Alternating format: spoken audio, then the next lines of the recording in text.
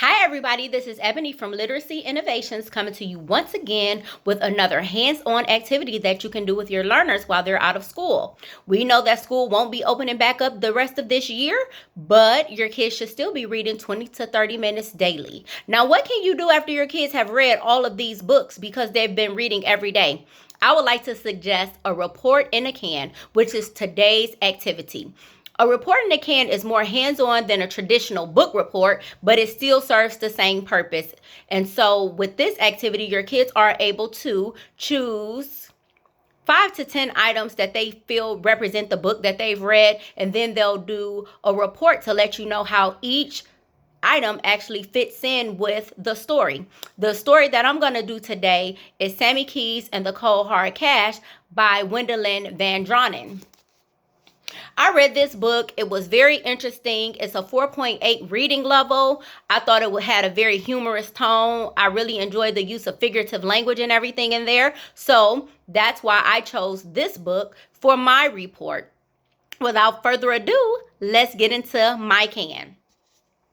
Here's my can. My can is just an old coffee can. I don't know why I have a coffee can because I never drink coffee, but nonetheless, I have a coffee can, and what I've done was I put a piece of construction paper on it, and then this is Spider-Man tape here, and then this is just the title, Sammy Keys and the Cold Hard Cash. Now let's get into the contents of my can.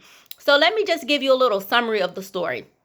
Sammy is a 14-year-old girl, and she's illegally living at the senior high-rise with her grandmother. So what ends up happening one day, as she's sneaking up the fire escape like she does every day, she ends up scaring a man to death. But once she scares this man to death, she realizes that he has 3 bundles of money, and his last words to her was, "Get rid of it." So in an attempt to get rid of it, she threw it in the bushes. But of course, she doubled back and she went and got the money. So let's get into the contents of my can. Item 1. Magnifying glass, because what ended up happening is Sammy ended up becoming a detective to find out what was going on. Why was that man even on the fire escape in the first place? And then what's going on with this money? Why did he want to get rid of $3,000? She felt like everybody can use $3,000. So she spent the duration of the book trying to figure out what was going on with that money. Item number 2, skateboard. The skateboard symbolizes Sammy's main means of transportation. Sammy rode her skateboard everywhere, as she is a 14-year-old girl and doesn't have a car. So everywhere she went, she rode a skateboard. So here it is. I put it in the can. Next, we have a digital camera. A digital camera because Sammy used this to take photos of Rex Randolph so she can figure out who he really was as she came closer and closer to cracking the case.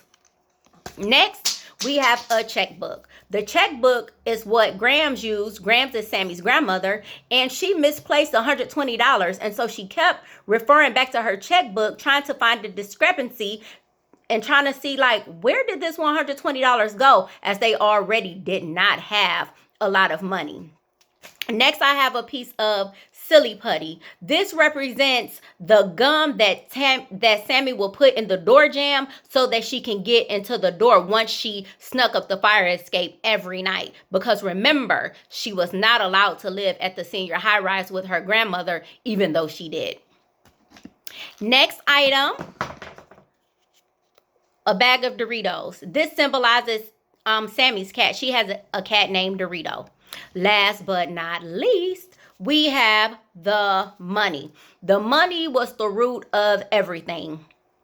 So as Sammy doubled back to get the money, she had $3,000, and she kept wondering, why would somebody want to get rid of $3,000? Well, throughout the change of events, everything that happened in the story, she realized that the money was actually counterfeit. And the worst part of it is she had been spending the money.